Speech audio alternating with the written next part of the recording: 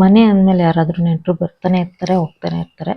So ಸಡನ್ನಾಗಿ ಯಾರಾದರೂ ಮನೆಗೆ ನೆಂಟರು ಅಂತ ಬಂದಾಗ 10 ನಿಮಿಷದಲ್ಲಿ ಈ ಬೆಂಡೆಕಾಯಿ ಪಕೋಡನ ಒಂದ್ಸಲ ಮಾಡಿಕೊಡಿ. ತುಂಬ ಟೇಸ್ಟಿಯಾಗಿರುತ್ತೆ, ಹಾಗೆ ತುಂಬ ಕ್ರಿಸ್ಪಿಯಾಗಿರುತ್ತೆ. ಮಕ್ಕಳಿಗಂತೂ ತುಂಬಾ ಇಷ್ಟಪಟ್ಟು ತಿಂತಾರೆ. ಬೆಂಡೆಕಾಯಿ ತುಂಬ ಹೆಲ್ದಿ ಕೂಡ. ಸೊ ಅದು ಹೇಗೆ ಮಾಡೋದು ಅಂತ ನೋಡ್ಕೊಳ್ಳೋಣ ಬನ್ನಿ.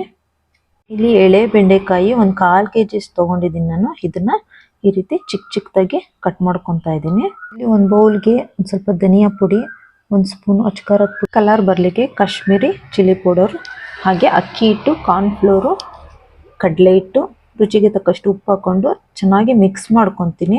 ಮಿಕ್ಸ್ ಮಾಡ್ಕೊಂಡಿದ್ದಕ್ಕೆ ಸ್ವಲ್ಪನೇ ನೀರು ಹಾಕ್ಕೊಂಡು ಚೆನ್ನಾಗಿ ಕಲಿಸ್ಕೊಂಡು ಇಲ್ಲಿ ಕಾದಿರುವಂಥ ಎಣ್ಣೆಗೆ ಮಿಕ್ಸ್ ಮಾಡ್ಕೊಂಡಿರುವಂಥ ಬೆಂಡೆಕಾಯಿನ ಪಕೋಡ ರೀತಿ ಹಾಕ್ಕೊಂಡ್ರೆ ಕ್ರಿಸ್ಪಿಯಾಗಿರುವಂಥ ಬೆಂಡೆಕಾಯಿ ಪಕೋಡ ರೆಡಿ. ಇಲ್ಲಿ ನಾನು ಕರ್ಬೇವಿನ ಸೊಪ್ಪನ್ನ ಸ್ವಲ್ಪ ಫ್ರೈ ಮಾಡ್ಕೊಂಡು ಅದ್ರ ಮೇಲೆ ಹಾಕ್ಕೊಂಡಿದ್ದೀನಿ.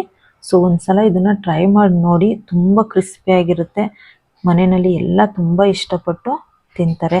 ಇದನ್ನು ಕಾಫಿ ಜೊತೆ ಇಲ್ಲ ಬಾದಾಮ್ ಹಾಲು ಜೊತೆ ಕುಡಿಬೋದು. ತುಂಬಾ ಟೇಸ್ಟಿಯಾಗಿರುತ್ತೆ, ಹಾಗೆ ತುಂಬ ಕ್ರಿಸ್ಪಾಗಿರುತ್ತೆ. ಒಂದ್ಸಲ ಇದನ್ನು ಟ್ರೈ ಮಾಡಿ ನೋಡಿ, ಹೇಗಿತ್ತು ಅಂತ ನನಗೊಂದು ಕಮೆಂಟ್ ಮಾಡಿ ತಿಳಿಸಿ. ಇದು Nihas cooking channel. So please ನನ್ನ ಚಾನಲ್ನ ಸಬ್ಸ್ಕ್ರೈಬ್ ಮಾಡ್ಕೊಳ್ಳಿ, ಲೈಕ್ ಮಾಡಿ, ಹಾಗೆ ನಿಮ್ಮ ಫ್ರೆಂಡ್ಸಿಗೆ ಶೇರ್ ಮಾಡೋದನ್ನು ಮರಿಬೇಡಿ. ಮತ್ತೊಂದು ವಿಡಿಯೋದೊಂದಿಗೆ ಭೇಟಿ ಆಗ್ತೀನಿ. Thank you for watching.